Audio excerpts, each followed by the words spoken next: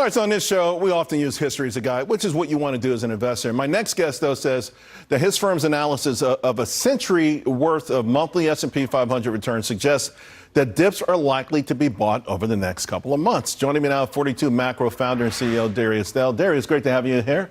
I put up the screen. Okay, so buying a dip is intriguing because you can do it on the way up. Yep. And you can also do it on the way down. Are you suggesting, which way, are we doing it on the way up right now? And is that the smarter way to do it? I guess it is, because if you miss the exit here, you won't get another chance. Oh, there's always another chance, Charles. So we're currently in a Goldilocks regime, so the path of least resistance for the market is higher, particularly in December and January, where seasonality is quite favorable. So, and these dips, like a day like today, were you in there buying before you came on? Not so soon. We are having some shorter-term tactical bearish signals, not the least of which is that AAII sentiment I want to get reading. to that in a minute, but you need a bigger dip then. What kind of dips then when you say buying the dips? Are you talking 2, 3, 4%? You know, anything more than that would be concerning, wouldn't it? You would praise God as an investor if you got a 5% pullback in this market. You're probably not going to get that because investor positioning continues to be quite light heading into the year end.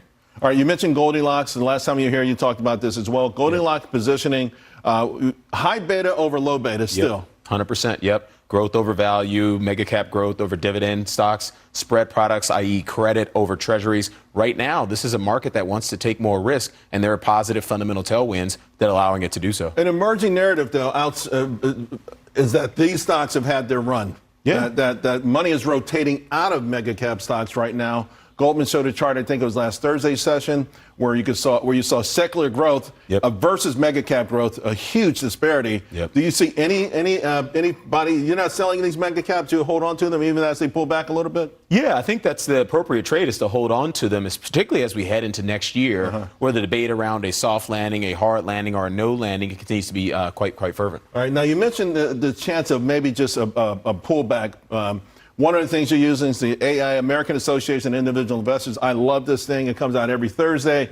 And this spread, right? We were extremely bearish, and we instantaneously went to extremely bullish. 100%. The biggest 4-week move in history. In history. This to you is a sell signal, or at least a sign that maybe the market could be vulnerable. Yeah, it's a sign of a tactical consolidation ahead. It doesn't necessarily mean the medium-term bull market is dead, but this is something that should give investors warning. I mean, we were in the 4th percentile of readings down there at the beginning of November when we called for this Payne trade higher. We are now in the 91st percentile here, so you should expect the market to give back some of those gains over the next few days and maybe a couple of weeks. The next big event is Friday, the jobs report.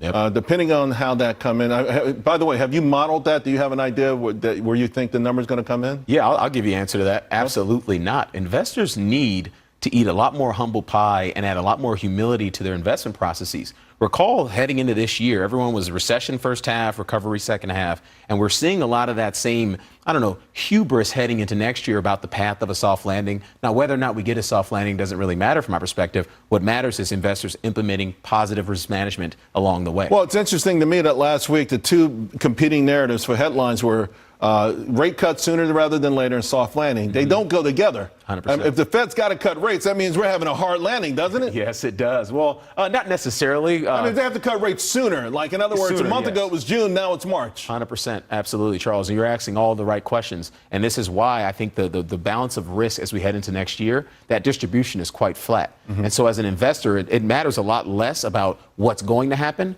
versus what you do along the way to manage risk in your portfolio. Darius, thank you very much. Appreciate you, Charles. Thank you.